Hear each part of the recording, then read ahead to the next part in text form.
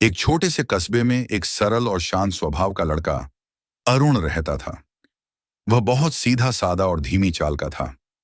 उसे लोग अक्सर उसकी सुस्ती और धीरे धीरे काम करने की आदत पर चिढ़ाते भी थे, लेकिन अरुण हमेशा मुस्कुराकर सबकी बातें सह लेता था।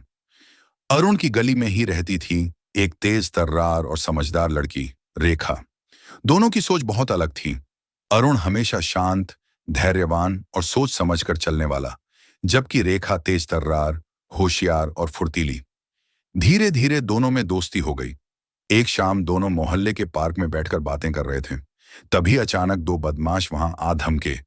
उनके हाथों में डंडे थे और वे शरारत करने की नीयत से दोनों की ओर बढ़े। रेखा तो तुरंत समझ गई कि यहां रुकना खतरे से खाली नहीं। वह फुर्ती से उठी और अपनी गली की ओर भाग गई। उसकी तेज चाल के कारण वह कुछ ही सेकंड में अपने घर के दरवाजे तक पहुंच गई और सुरक्षित हो गई। लेकिन अरुण, उसकी चाल हमेशा की तरह धीमी थी। वह भागने की कोशिश करता रहा, पर तेज दौड़ न पाने के कारण थोड़ी ही दूर जाकर लड़खड़ा गया। बदमाश उसके पास पहुंचने ही वाले थे। उसी पल रेखा को ख्याल आया, अरुण तो अकेला है, अगर उसे कुछ हो गया तो। उसका दिल धड़क उठा। वह तुरंत हिम्मत करके अपने घर से एक बड़ी टॉर्च और डंडा लेकर वापस दौड़ी। वह तेज आवाज में चिल्लाने लगी, भागो यहां से, पुलिस को बुला रही हूं। उसकी आवाज और हाथ में चमकती टॉर्च देखकर बदमाश डर गए। वे समझे कि मोहल्ले वाले इकट्ठा हो जाएंगे, इसलिए तुरंत भाग निकले। अरुण जमीन पर बैठा हाँफ रहा था, पर उसकी आंखों में आंसू थे। वह बोला, रेखा, अगर तुम वापस ना आती तो आज जाने क्या हो जाता।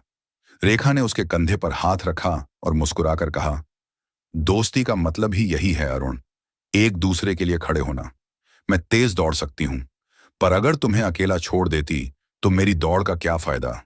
उस दिन अरुण ने महसूस किया कि सच्चा दोस्त वही होता है जो मुश्किल समय में पीछे न हटे, बल्कि जान जोखिम में डालकर भी साथ दे।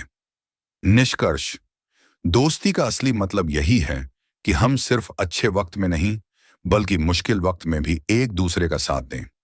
हर इंसान की अपनी अपनी खूबियां और कमजोरियां होती हैं, लेकिन जब दोस्ती सच्ची हो तो एक दूसरे की कमजोरियों को ढककर मजबूत बनाते हैं।